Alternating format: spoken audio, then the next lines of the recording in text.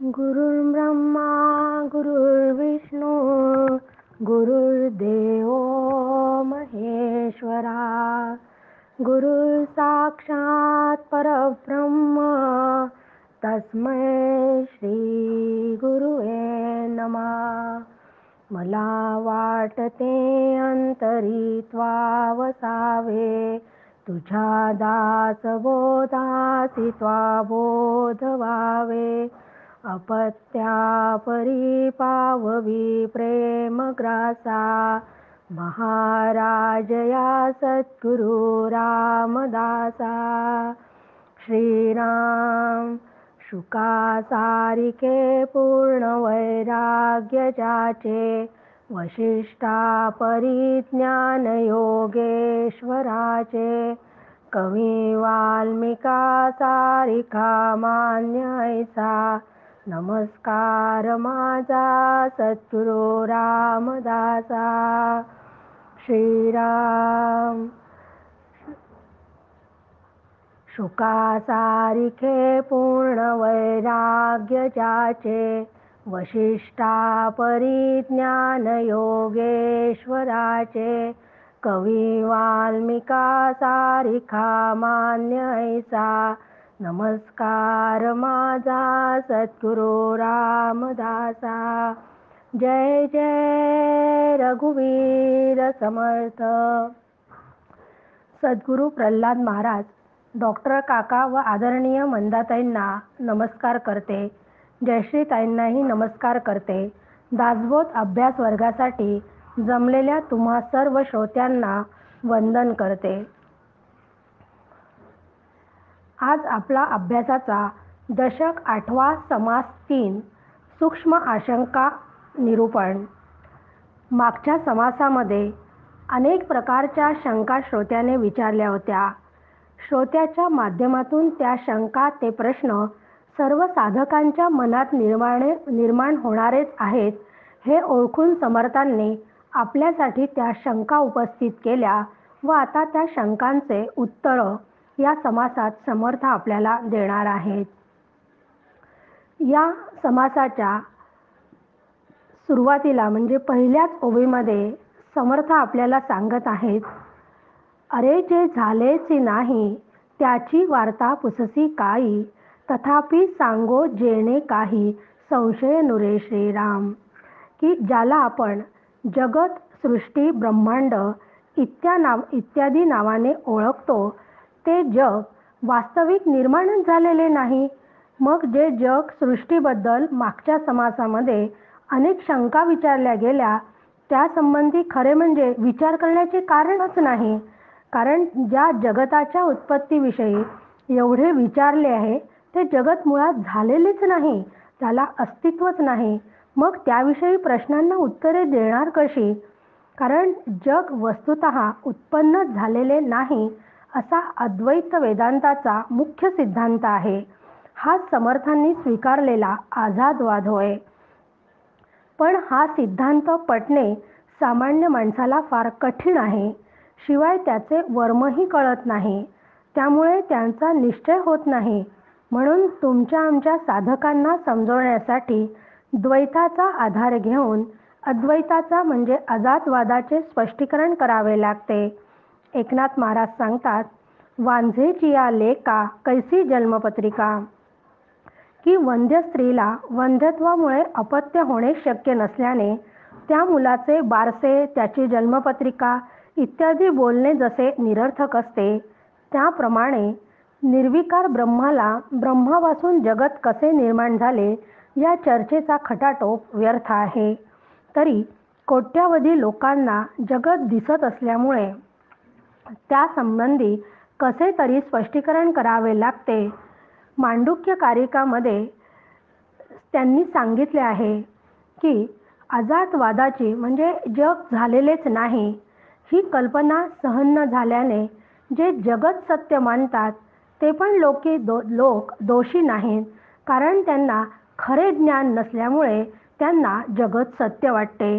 जगत नाही या कल्पनेनेच देहाचा व जीवनाचा सर्व आधार तुटून पडल्यासारखा वाटतो. म्हणून जगत सत्य मानण्याकडे सहज प्रवृत्ती असते. ती प्रवृत्ती इतकी सहज असते की हे जगत भासमय आहे अशी शंका सुद्धा मनात येत नाही. मग ते मुळातच नाही ही कल्पना मनाला स्पर्श करणे कधी शक्य नाही. तरी असे काही साधक श्रद्धावंत असतात की त्यांना हे ज्ञान करून घ्यावसे वाटते. त्यांना काही स्पष्टीकरण करून सांगणे आवश्यक असते की ज्यांचा शास्त्रावर विश्वास आहे अशा लोकांसाठी काही उदाहरणं देऊन समर्थांनी आपल्याला की हे जगत कसं भासमान आहे हे सांगितले आहे. म्हणून आता 2 ते 7 या ओव्यांमध्ये 7व्या ओवीपर्यंत 12 उदाहरणे देऊन समर्थांनी नसलेल्या जगताचा भास कसा होतो हे सांगितले आहे. या उदाहरणांमध्ये उघड उघड द्वैत दिसते. ते द्वैत स्वीकारल्याशिवाय अद्वैताचे म्हणजे अजातवादाचे स्पष्टीकरण करणे शक्य नसते. दुसरी ओवी आता. दोरी करिता भुजंग, जळा करिता तरंग, मार्तंडा करिता चांग, मृगजळ वाहे श्रीराम. कल्पने करिता स्वप्न दिसे, सिंपी करिता रूप भासे, जळा करिता गार वसे, निमिष एक श्रीराम. माती करिता भिंती झाली, सिंधू करिता लहरी झाली, तिळा करिता पुतळी दिसो लागे श्रीराम. सोन्या करिता अलंकार, तंतू करिता झाले चीर, कासवा करिता विस्तार, हाता पायांचा श्रीराम. तूप होते तरी थिजले, तरी करिता मीठ झाले, बिंबा करिता बिंबले, प्रतिबिंब श्रीराम. पृथ्वी करिता झाले झाड, झाडा करिता छाया वाढ, धातू करिता पवाड, उंच नीच वर्णाचा श्रीराम. आता या 2 ते 7 ओव्यांमध्ये समर्थांनी ही भासमय सृष्टी कशी आहे याचे 12 उदाहरणं देऊन सांगितले आहे की जसं मंद प्रकाशात दोरी पडलेली असते म्हणून तिच्यावर भयामुळे साप आहे असा भास होतो. म्हणजे प्रत्यक्षात सर्पाचे अस्तित्व नाही. जळा करता तरंग म्हणजे जिथं पाणी स्पष्ट दिसते व वर तरंगही स्पष्ट दिसतो पण दोन्हींनाही अस्तित्व नसते. मृगजळ जेथे मृगजळाचा भास होण्याकरता माध्यान्हीचा सूर्य व माय जमीन या दोन्हींचीही आवश्यकता असते. म्हणजे मृगजळ सुद्धा केवळ भासच आहे. केव्हा तरी केलेली कल्पना म्हणजे ती आता केलेली असो किंवा आधीच्या कुठल्याही जन्मात केलेली असो, पूर्वजन्मामध्ये सुद्धा केलेली जर कल्पना असेल तर ती कधीतरी स्वप्नात तशीच किंवा विपरीत स्वरूपात दिसते. म्हणजे आपण म्हणतो ना की मनी वसे ते स्वप्नी दिसे, त्याप्रमाणे हे स्वप्न सुद्धा भासच आहे. नंतर भर उन्हात समुद्रकाठी शिंपी पडलेली असताना तिथे चांदी आहे असा भास आपल्याला होतो. नंतर पाण्याच्या स्वरूपात थंडीमुळे बदल झाला की गार तयार होते. म्हणजे हे सगळे अनुभव रोजच्या जीवनामध्ये आपल्याला आलेलेच आहेत. पण फक्त त्याकडे पाहायची आपली दृष्टिकोन नसतो म्हणून आपल्याला हे लक्षात येत नाही. त्यानंतर जेव्हा घर बांधण्यासाठी भिंत तयार केली जाते तर मातीच्या विटा तयार होतात आणि विटा एकावर एक रचल्या की भिंत तयार होते. आणि भिंतीला सुद्धा शेवटी काय आहे ती नष्टच होणारी आहे कालांतराने. म्हणजे ती पण तशी सत्य नाहीच. समुद्र आहे म्हणून म्हणजे आपल्याला भिंत केव्हा दिसते जेव्हा त्या सगळ्या विटा एकावर एक रचलेल्या आहेत तेव्हा ती भिंत निर्माण, नाही तर भिंत नाहीच. समुद्र आहे म्हणून लाट दिसते. त्याचप्रमाणे सोने आहे म्हणून अलंकार दिसतात. उभे आडवे धागे आहेत म्हणून वस्त्र दिसते. कासवाच्या बाबतीत मात्र कासव अवयव हा त्याच्या शरीराचा विस्तार असतो. त्यांनी जर सगळे पोटात पाय घेतले तर ते कासव काही दिसतच नाही, नुसतं काहीतरी ठेवल्यासारखं वाटतं. म्हणजे ते दिसत नाही. आणि प्रसंगी ते पाय जेव्हा बाहेर काढतं चालताना वगैरे तेव्हा आपल्याला त्याचे सगळे पाय दिसायला लागतात. म्हणजे जेव्हा त्याचे पाय आत असतात तेव्हा ते तिथे काहीतरी ठेवलं आहे असंच वाटतं, पण ते चालायला लागल्यावर म्हणजे त्यावेळेस सुद्धा आपल्याला भासच होतो. कासवाच्या बाबतीत सुद्धा तूप सुद्धा जसं घट्ट झालेलं असतं तर ते घट्ट असते म्हणून ते थिजते. समुद्राचे खाडी असते म्हणून खारट मीठ तयार होते. बिंब असते म्हणून प्रतिबिंब दिसते. नंतर पृथ्वीतून सुद्धा झाड उत्पन्न होते आणि झाडामुळे सूर्यप्रकाशात सावली दिसते. आपल्या डोळ्यातील जी पुतळी म्हणतो आपण त्याला किंवा बुबुळ, त्या डोळ्यातील भावलीमुळे आपल्याला सगळे पदार्थ दिसतात. प्रत्यक्ष त्या डोळ्यांमुळे काहीच दिसत नाही. धातू असल्याने चांदी, सोने, प्लॅटिनम इत्यादी धातू दिसतात. तर मग हे सगळे कसे भासमान आहेत हेच या ओव्यांमधून समर्थांनी आपल्याला सांगितले आहे. 8वी ओवी. आता असो हा दृष्टांत, अद्वैतास कैसे द्वैत, द्वैते विण अद्वैत, बोलतात नये श्रीराम. की आता इतके उदाहरणं मी तुम्हाला दिले, तर आता दृष्टांताची उधळण पुरे झाली आहे.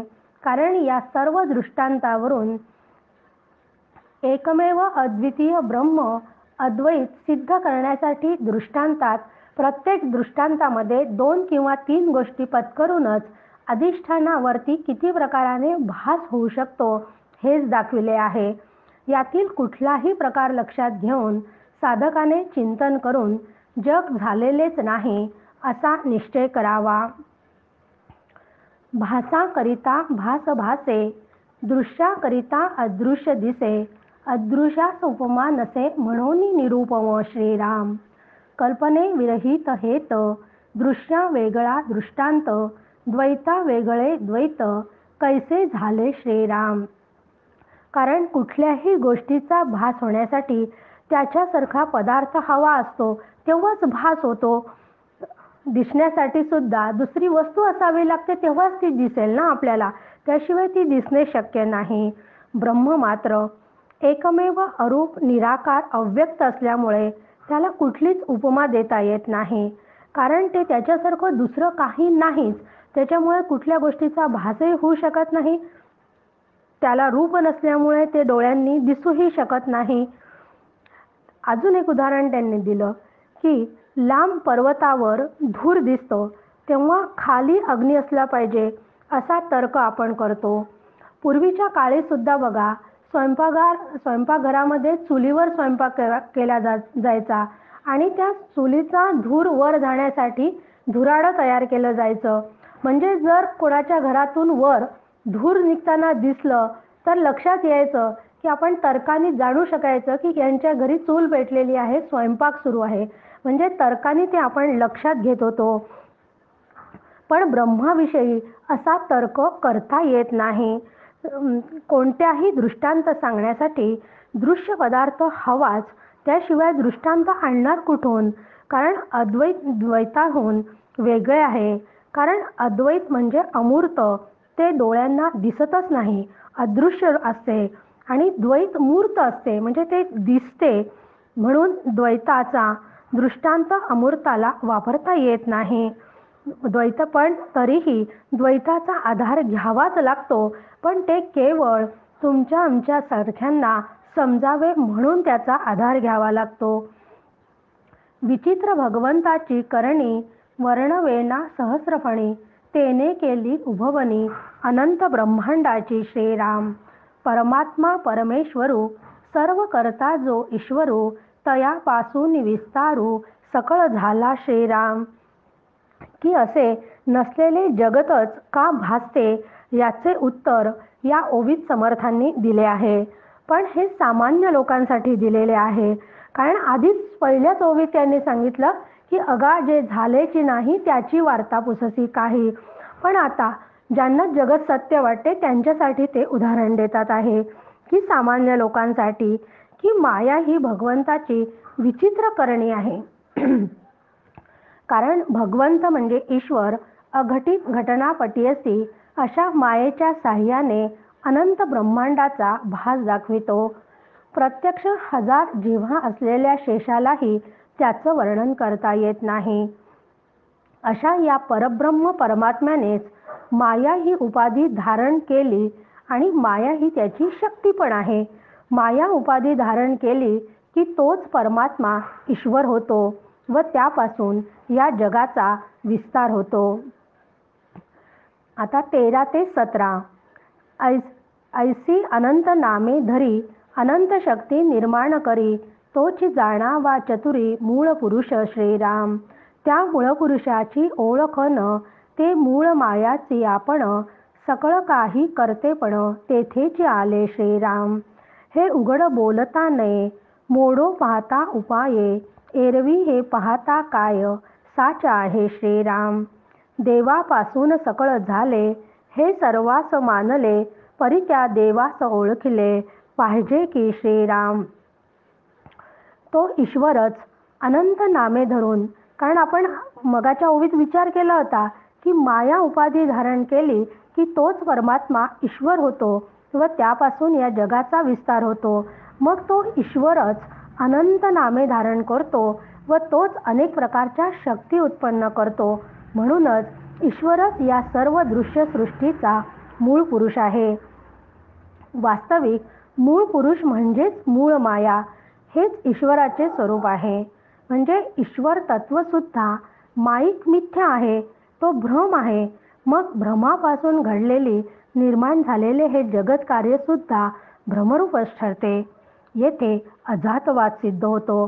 पण हे फक्त अनुभवी ज्यांना मी ब्रह्म आहे या अनुभव येऊन जीव ब्रह्म ऐक्य सिद्धीला गेलेले असते त्या सिद्धांनाच कळते. कोट्यावधी सामान्य लोकांना जर सांगितले की जग झालेलेच नाही, ते भ्रमरूप आहे, तर ते त्यांना पटत नाही, समजत नाही, आवडत नाही.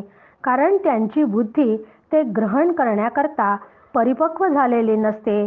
त्यासाठी ती बुद्धी कर्माने शुद्ध, उपासनेने शांत, वैराग्याने अनासक्त नसते.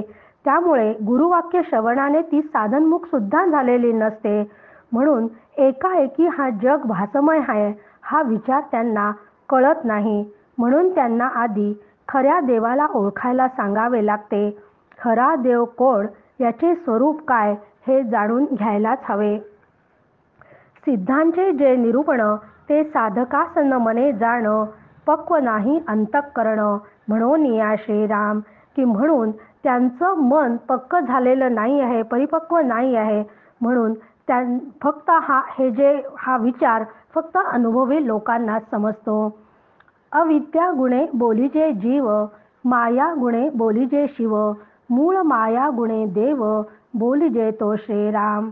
म्हणून साधकाने काय करायला पाहिजे तर आधी हे सगळ्या गोष्टी समजून घेतल्या पाहिजे आणि गुरुवाक्यामधून आल्यानंतर त्यांनी सांगितली तशी साधना केली पाहिजे. म्हणजे खरा देव कोण हे त्यांना समजू शकेल. पण पुन्हा आता 18व्या ओवीत समर्थ आपल्याला सांगत आहेत की आपल्याला हा जो माया जी सत्य वाटते त्याला कारण काय आहे. कारण या ब्रह्माला अविद्येच्या उपाधीमुळे जीव म्हणतात, मायेच्या उपाधीमुळे शिव म्हणतात आणि मूळ मायेच्या उपाधीमुळे देव म्हणतात. म्हणून कारण मूळ माया, अनंत शक्ती धरावया, तेथीचा अर्थ जाणावया, अनुभवी पाहिजे श्रीराम. मूळ माया तोची मूळ पुरुष, तोची सर्वांचा ईश, अनंत नामी जगदीश, तयासीच बोलिजे श्रीराम. अवघी माया विस्तारली, परी हे विशेष नाथिली, ऐसिया वचनाची खोली, विरुळा जाणे श्रीराम. ऐसे अनुर्वाच्य बोलिजे, परी हे स्वानुभवे जाणीजे, संत संगे विण नुमजे, काही केल्या श्रीराम. माया तोची मूळ पुरुष, साधकान मने हे निशेष, परी अनंत नामी जगदीश, कोणास म्हणावे श्रीराम. की अशी हे मूळ मायेची उपाधीमुळे देव म्हणतात. तर अशा या उपाधीमुळे, हीच उपाधी म्हणजे मूळ माया असलेला देवच नाना प्रकारच्या शक्ती धारण करणारी मूळ मायाच असते. या सर्वांचे रहस्य फक्त ब्रह्मानुभवी व्यक्तीला समजते. कारण मायेचेच एक नाव शक्ती सुद्धा आहे. म्हणजे जोपर्यंत माईक जग सत्य वाटते तोपर्यंत जग चालविण्यासाठी अनेक प्रकारच्या शक्ती लागतात. सामान्य माणसाच्या दृष्टीने हे जग ईश्वराने तयार केले आहे. मग जग चालविण्यासाठी सर्व शक्तींची गरज असते हे तर मान्यच करावे लागते. त्या शक्तींचा सगळ्यांना अनुभवही येतो. पण मग एकदा जगाचे मिथ्यत्व लक्षात आले की शक्ती आपोआपच मिथ्या ठरते. मूळ मायेलाच मूळ पुरुष म्हणतात. तोच सर्व नियामक ईश्वर असून त्यालाच जगदीश, त्यालाच ईश्वर असे अनेक नावे आहेत. पण हा सर्व दृश्य सृष्टीचा पसारा मायेचाच आहे. माया भ्रमरूप मिथ्या आहे, तिला अस्तित्वच नाही असे बोलणे खरे तर बोलण्यासारखेच नाही. त्याचे रहस्य अनुभवलेच पाहिजे. कारण ब्रह्माचा अनुभवच घ्यावा लागतो, त्याचं शब्दात वर्णन करता येत नाही. याचा अभ्यास आपण बऱ्याच वेळा केला आहे. हा अनुभव केवळ श्री गुरु व संत संगतीतच शक्य आहे. नामरूप माया लागले तरी हे बोलणे नीटची झाले. तेथे येथे श्रुती अनुमानिले कासयाची श्रीराम. म्हणून साधकाने ज्याला नाम व रूप असते ते माईक आहे हे समजून घेऊन मिथ्यत्वाचा निश्चय करावा. असा निश्चय केला की अनेक रूपांनी व नामांनी ओळखला जाणारा ईश्वर ही माईकच असतो हे कळते. या ठिकाणी तर्क चालवण्याची गरजच राहत नाही. पण दृश्य जगताचा पसारा संपूर्ण मुळात नसलेल्या मायेचाच आहे व एका ब्रह्माशिवाय कोठेही काहीही नाही हे एखादाच कोणीतरी जाणतो. नाम आणि रूप हे मायेचे स्वरूप आहे हे स्पष्ट केल्यावर आता पुन्हा पुन्हा शंका घेण्याचे खरं म्हणजे कारणच नाही. पण समजुतीसाठी जग उत्पन्न झाले असे गृहीत धरल्यावर ओवी 25 ते 58 पर्यंत आता पुन्हा जगत निर्मितीची प्रक्रिया शास्त्रानुसार सांगितली आहे. आणि जगत निर्माण झाल्याचा भास झाल्यामुळे ब्रह्माच्या निर्विकारपणाला धक्का लागलेला नाही हेही त्यांनी स्पष्ट केले आहे. आता असो हे सकळही बोली, मागील आशंका राहिली, निराकारी कैसी झाली मूळ माया श्रीराम. की आता हा विषय पुरे की निराकार ब्रह्मापासून साकार माया कशी उत्पन्न झाली हा प्रश्न मात्र अजून तसाच राहिला आहे. कारण जग ज्यांना सत्य वाटते त्यांच्यासाठी हे सांगावंच लागते. दृष्टी बंधन मिथ्या सकळ, परी तो कैसा झाला खेळ. हेची आता अवघे निवळ, करुण दाऊ श्रीराम. की जादूकार जसा जादूने आपल्याला मोहात टाकतो पण तो मोहजाल पूर्णपणे भ्रामक असतो, त्याप्रमाणे हे जग मिथ्या आहे. पण सृष्टी भ्रम दाखविण्याचा खेळ कसा होतो हे आता आपण स्पष्ट करूया. आकाश असता निश्चळ, मध्ये वायो झाला चंचळ, तैसी जाणावी केवळ मूळ माया श्रीराम. रूप वायोचे झाले तेने आकाश भंगले, ऐसे ही सत्य मानले नवेचे की कदा श्रीराम. तैसी मूळ माया झाली आणि निर्गुणता संचली, येणे दृष्टांते तुटली मागील आशंका श्रीराम. की आधी मूळ आकाश किंवा अवकाश अत्यंत शांत होते. आपल्यालाही माहिती की आकाश किती शांत असते ना, त्यात कुठल्याच प्रकारची हालचाल नसते. पण त्या आकाशामध्ये अचानक वायू निर्माण होतो.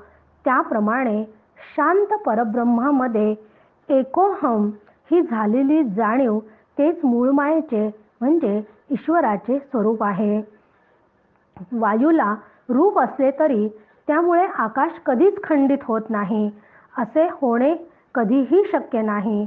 आपण पावसाळ्यात पाहतो, आता सध्या पावसाळ्यात सुरू आहे, की आपण रोज पाहतो की खूप आभाळ आलेलं आहे आणि सगळीकडे अगदी अंधारून आलेलं असतं. तर असं खूप आभाळ आलेलं असताना तिथं वारा पण वाहतो, तेव्हा वाऱ्याबरोबर ढग पण चालले आहे असे आपल्याला दिसते. परंतु मुळात वाऱ्यामुळे आकाश फक्त चालल्यासारखे दिसते, पण ते वाऱ्याबरोबर कधीच जात नाही. तो वायू म्हणजेच आकाशाच्या स्वरूपात कधीच बदल होत नाही. आकाश आहे तसंच असतो, पण या आकाशामध्ये मात्र तो वायू वाहत असतो. वाऱ्यामुळे यत्किंचितही आकाशाच्या अखंडत्व खंडित होत नाही. त्याप्रमाणे स्फुरणाने मूळ माया अचानक उत्पन्न झाली तरी ब्रह्मस्वरूपावर काहीच विकार निर्माण होत नाही. ब्रह्माचे निर्गुणत्व अबाधितच राहते. मागच्या समासामध्ये 53व्या ओवीत विचारले होते की माया भ्रमरूप आहे खरे, पण ती ब्रह्मस्वरूपावर कशी भासू लागली या प्रश्नाचे उत्तर मिळाले. वायू नव्हता पुरातन, तैसी मूळ माया जाण, साच म्हणता पुन्हा लीन, होत असे श्रीराम. की आकाशात अचानक वायू निर्माण झाला, तेथे वायू आधीपासून नव्हता. तसेच मूळमायेच्या बाबतीतही समजावे, कारण ती मुळात नाहीच. सत्य मानावी तर ज्ञानी महात्म्यांच्या दृष्टीने ती नाहीच, कारण ती कल्पांती लीन होते. वायो रूपे कैसा आहे, तैसी मूळ माया पाहे, भासे परी तेन लाहे, रूप तयेचे श्रीराम. वायो सत्य म्हणू जाता, परी तो नये दाखविता, तयाकडे पाहो जाता, धूळची दिसे श्रीराम.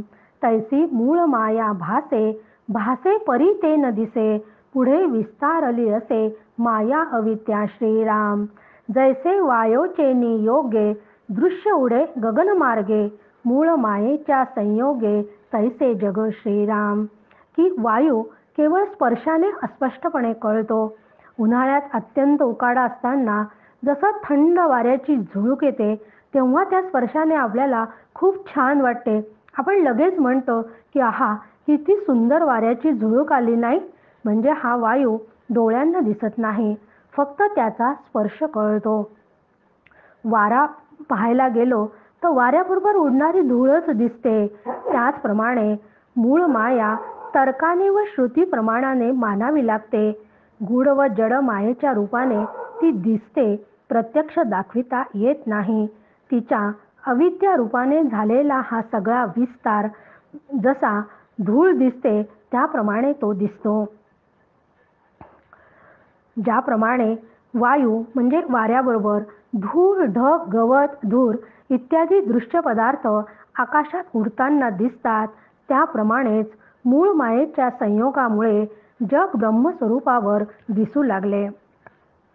गगनी आबाळ नाथिले, अकस्मात उद्भवले, मायेचे निगुणे झाले, तैसे जग श्रीराम. नाथिलेची गगन नव्हते, अकस्मात आले तेथे, तैसे दृश्य झाले येथे, तैसिया परी श्रीराम. की आकाश एकदम निरभ्र स्वच्छ असतं, पण त्या आकाशात अचानकपणे अनिर्वचनीय असे ढग निर्माण झाले व शांत असलेल्या आकाशात ढगांमुळे हालचाल सुरू झाली असे वाटते व आकाशाचा शांतपणा जणू काही मोडतो. परंतु सूक्ष्म निरीक्षण केले असता लक्षात येते की आकाशात आधी ढग नव्हते व नंतरही ते नसतात. म्हणून ते ढग आधी व नंतर नाहीच, तर मग ते आधीमध्ये असणे शक्यच नाही. म्हणून ढग आले गेले हा केवळ भास आहे. अगदी त्याचप्रमाणे मायेच्या प्रभावामुळे ब्रह्मस्वरूपात जग भासू लागते. जग आधी नव्हते व नंतर त्याच्या प्रलयानंतरही ते लीन होते. मग आधी व नंतर नसलेले हे जग मध्येच दिसत असले तरी तो केवळ भास आहे. जगत पूर्वी नव्हते, एकाएकी उत्पन्न झाले असे ते वाटते. तैसे मायेकरिता निर्गुण, वाटे झाले सगुण, परी ते पाहता संपूर्ण, जैसे तैसे श्रीराम. आभाळ आले आणि गेले, तरी गगन हे संचले, तैसे गुणा नाही आले, निर्गुण ब्रह्म श्रीराम. की मायेमुळे निर्गुणाला सगुणत्व आल्यासारखा भास होतो, पण ज्ञानदृष्टीने पाहिले असता त्याच्या निर्गुणत्वाला जराही धक्का लागत नाही. जसे ढग आले व गेले तरी आकाश शांतच असते, तसे निर्गुण ब्रह्म प्रत्यक्षात सगुण कधीच होत नाही. नभ माथा लागले दिसे, परी ते जैसे जैसे असे, तैसे जाणावे विश्वासे, निर्गुण ब्रह्म श्रीराम. हा 40 ते 47 ओव्यांचा गट आहे. आकाश घुमटाप्रमाणे वरती आहे असे वाटले तरी ते निराकार असल्याने वर, खाली, बाजूला इत्यादी प्रकारे कुठेच ते नसते. तसंच ब्रह्मसुद्धा सर्वव्यापक असते. वर आकाशाकडे पाहिलं तर आकाश निळं दिसते, पण ही निळाई सुद्धा केवळ भासच आहे. तो खरा निळा रंग आकाशाला नाहीच. आकाश जसं कल्पनेने जर आपण उलटे केले व जणू विश्वाला झाकण्यासाठी चौकडून झाकणाप्रमाणे घट्ट बसविले, तर प्रत्यक्षात निराकार व अवकाशरूप आणि ते पोकळच आहे आकाश. त्यामुळे ते अशा कधी घट्ट धरताच येणार नाही. आणि म्हणून पुढच्या ओळीत ते सांगतात ते की पर्वती निळा रंग दिसे, परी तो तया लागला नसे, अलिप्त जाणावे तैसे निर्गुण ब्रह्म श्रीराम. की दुरून पाहिले तर डोंगर निळे दिसतात, पण तो निळेपणा त्या डोंगराला चिकटलेला नसतो, तो त्यांचा नसतो. निर्गुण ब्रह्म त्या निळाईप्रमाणे अलिप्त जाणावे. रथ धावता पृथ्वी चंचळ, वाटे परी असे निश्चळ, तैसे परब्रह्म केवळ निर्गुण जाणावे श्रीराम. की वाहन वेगाने धावू लागले की जमिनीला उलटा वेग आल्याचा भास होतो. जमीन जराही हालत नसते, तसे निर्गुण ब्रह्म स्थिर आहे. आभाळाकरिता मयंक, वाटे धावता निशंक, परी ते अवघे माईक, आभाळ चळे श्रीराम.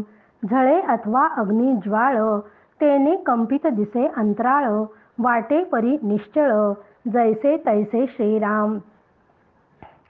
की स्थिर असलेला चंद्र ढगांमुळे आपल्याला पुढे पुढे चालला आहे, पळतो आहे असं वाटतं, पण ते पळणे हा सुद्धा भ्रमच आहे. तसंच अग्नीच्या जर अशा ज्वाला पेटलेल्या असतील तर त्या उंच जर ज्वाला गेल्या ना, तर बघा त्या आपल्याला अशा अशा हालताना दिसतात की जणू काही त्या थरथरल्यासारख्या दिसतात. पण तसं नाही, त्या कधीही तशा थरथरत नाही, तो सुद्धा केवळ भास आहे. जसं आकाश शांतच असतं, तैसे स्वरूप हे संचले, असता वाटे गुणा आले, ऐसे कल्पनेसी गमले, परी ते मिथ्या श्रीराम. की त्या आकाशाप्रमाणे निर्गुण ब्रह्म सर्वत्र व्यापून असता सगुण झाल्यासारखे म्हणजे जगत रूपाने ते आहे असं वाटते, पण हा भ्रमच आहे. दृष्टीबंधनाचा खेळ, तैसी माया हे चंचळ, वस्तू शाश्वत निश्चळ, जैसी तैसी श्रीराम. की जसा जादूगाराचा खेळ म्हणजे नजरबंदीचा प्रयोग भ्रामक असतो, त्याप्रमाणे माया भ्रमरूप असून नित्य ब्रह्म मात्र नित्य सत्य आणि अनादी आहे. हे ब्रह्म अवयवरहित अखंड असून मायेमुळे केवळ ते खंडित झाल्यासारखे वाटते, पण मुळात मिथ्या असलेल्या या मायेचा हा खास स्वभाव आहे. हे साधकांनी लक्षात घ्यावे. की माया पाहता मुळीच नसे, परी हे साच्या ऐसी भासे, उद्भवे आणि निरसे, आभाळ जैसे श्रीराम. ऐसी माया उद्भवली, वस्तू निर्गुण संचली, अहम ऐसी स्फूर्ती झाली, तेची माया श्रीराम. गुणमायेचे पवाडे, निर्गुणी हे काहीच न घडे, परी हे घडे आणि मोडे, सस्वरूपी श्रीराम. की मूळ निर्गुण ब्रह्मस्वरूपाच्या ठिकाणी एकोम असे स्फुरण अचानक झाले. हे स्फुरण म्हणजेच माया. अशा प्रकारे माया निर्माण झाली. पण हा सर्व खेळ या गुणमायेचा आहे.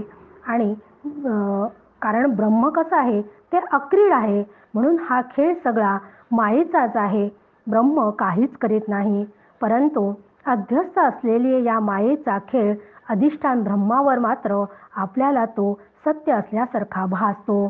82 तत्वांचा पसारा सोडून देऊन मिथ्या मायेच्या खेळातील जगताची निर्मिती मूळ मायेत असल्याचे शास्त्रकार सांगतात. म्हणून 82 तत्वे मूळ मायेत बीज रूपाने असतात. म्हणजे अ उ म या अक्षरांनी ओंकार शब्द तयार होतो, म्हणजे प्रणव.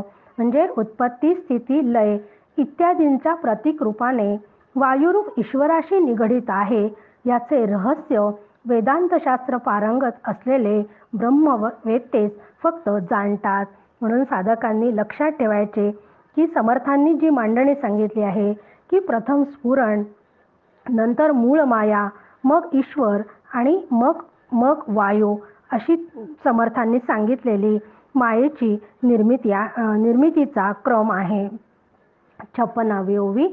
मूळ मायेचे चलन, तेची वायोचे लक्षण, सूक्ष्म तत्वे तेची जाण, जडत्वा पावली श्रीराम. ऐसी पंचमहाभूते, पूर्वी होती अव्यक्ते, पुढे झाली व्यक्ते, सृष्टी रचनेसी श्रीराम. मूळ मायेचे लक्षण, तेची पंचभूतिक जाण, त्याचे पाहे ओळखन सूक्ष्मदृष्टी श्रीराम. की मूळ माया कार्योन्मुख झाली की तिलाच वायू म्हणतात. मूळच्या सुप्त व सूक्ष्म अवस्थेत पडलेली लीन असलेली ही माया आधी अव्यक्त रूपात होती.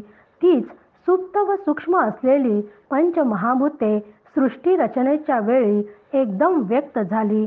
म्हणजेच सूक्ष्म सुप्त व पंचीकरण न झालेली पंचमहाभूते यांचीच मूळ माया घडलेली असते. हे साधकांनी पक्क लक्षात ठेवावं. हेच त्या मूळ मायेचं लक्षण आहे. ते समजण्यासाठी मात्र सूक्ष्म विचार करावा लागतो. आकाश वायो विण इच्छा शब्द करी कोण. इच्छाशक्ती तेची जाण तेज स्वरूप श्रीराम. मृदपण तेची जळ जडत्व पृथ्वी केवळ. ऐसी मूळ माया सकळ पंचभूतिक जाणावी श्रीराम. एक एक भूतापोटी पंचभूतांची रहाटी. सर्व कळे सूक्ष्म दृष्टी घालून पाहता श्रीराम. आता या ओव्यांमध्ये ही पंचमहाभूते एकमेकात कशी मिसळली हे अगदी थोडक्यात सांगितले आहे. कारण हा विचार पुढच्या समासात सविस्तर सांगितला आहे. पण त्या समासाची सुरुवात म्हणून प्रस्तावना म्हणून याबद्दल काही ओव्या समर्थांनी या समासात दिल्या आहे. की आकाशाचा शब्द हा गुण आहे आणि आकाशात वायू निर्माण झाला. वायूशिवाय शब्द कसा उमटणार. म्हणजे इच्छा मनात आल्याबरोबर एकोम हा शब्द ब्रह्माच्या ठिकाणी उमटला आणि त्या संकल्प शक्तीलाच तेज म्हणजे अग्नी म्हणतात. म्हणजे आधी आकाश, मग वायू, मग तेज, त्यानंतर जल. मग जेथे जेथे मऊपणा दिसतो तो पाण्याचा असतो व जेथे जेथे कठीणता दिसते ती पृथ्वी असते. अशी ही पंचभौतिक मूळ माया जाणून घ्यावी. पुढे जडत्वास आली तरी असती कालवली. ऐसी माया विस्तारली पंचभूतिक श्रीराम. मूळ माया पाहता मुळी अथवा अविद्या भूमंडळी. स्वर्ग मृत्यू पाताळी पाचंची भूते श्रीराम. सत्य स्वरूप आदि अंती मध्ये पंचभूते वर्तती. पंचभूतिक जाणीजे श्रोती मूळ माया श्रीराम. की या प्रत्येक पंचमहाभूतांमध्ये इतर 4 महाभूते विशिष्ट प्रमाणात मिसळलेली असतात. त्यासाठी सूक्ष्म दृष्टीने पाहावे लागते. ही सूक्ष्म पंचमहाभूते आधी अव्यक्त रूपात होते. तीच महाभूते जगत निर्मितीच्या वेळी अधिक स्पष्टपणे दिसू लागली. म्हणजे ती व्यक्त झाली, होत गेली. तेव्हा त्यालाच पंचीकरण म्हणतात. म्हणजे पंचीकरणानंतरच मूळ माया दिसू लागली. म्हणजे पंचीकरण झाल्यावर ती एकमेकात मिसळली गेली. असाच हा पंचमहाभूतांचा विस्तार झाला. या अविद्यामय सृष्टीत स्वर्ग, पाताळ व मृत्यू यात केवळ पंचमहाभूतेच असतात. या सर्व चर आणि अचर सृष्टीत जे काही आहे ते सर्व पंचमहाभूतांचेच म्हणजे मायेचेच आहे. म्हणून सृष्टीपूर्वी व सृष्टीनंतर सच्चिदानंद ब्रह्मच फक्त असते. म्हणून आधी व नंतर असलेल्या या ब्रह्माच्या दरम्यान महाभूतांची सृष्टी आहे असे सांगितले जाते. तीच मूळ माया होय. येथे उठली आशंका सावध होऊनी ऐका. पंचभूते झाली एका तमो गुणापासून श्रीराम. की येथे आता एक शंका उद्भवली आहे. तर ती शंका सावधपणाने ऐकावी. कारण आपल्याला माहिती आहे की पंचमहाभूते आणि त्रिगुणामुळे अष्टधा प्रकृती म्हणजे जगत आणि देह दोन्ही पण तयार झालेले आहे. म्हणजे या पंचमहाभूतांबरोबरच 3 गुण पण आहे. मग सृष्टी उत्पत्ती हा तमोगुणाचा परिणाम आहे. मग असं शास्त्र सांगते. मग त्यापासून पंचमहाभूते उत्पन्न झाली असं तुम्ही सांगता आहे. मूळ माया गुणापरती तेथे भूते कैसी होती. ऐसी आशंका हे श्रोती घेतली मागा श्रीराम.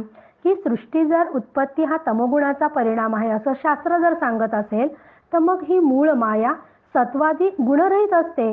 मग त्यापासून ही महाभूते कशी निर्माण झाली अशी शंका श्रोत्यांनी घेतलेली आहे, शिष्याने घेतलेली आहे. ऐसे श्रोती आक्षेपिले, संशयास उभे केले, याचे उत्तर दिले पुढील समासे श्रीराम. पण या शंकेच्या श्रोत्यांनी जी शंका विचारली आहे त्याचे उत्तर समर्थ आपल्याला आता पुढच्या समासामध्ये देणार आहे. म्हणून पुढचा समास आहे सूक्ष्म पंचमहाभूते. आणि हा समास अत्यंत महत्त्वाचा आहे, कारण ज्यावर हे जगत निर्माण झालेलं आहे, ज्याच्यावर हा देह निर्माण झालेला आहे, अशी ही सूक्ष्म पंचमहाभूतांचा सविस्तरपणे अभ्यास आपल्याला पुढच्या समासामध्ये करायचा आहे. जय जय रघुवीर समर्थ.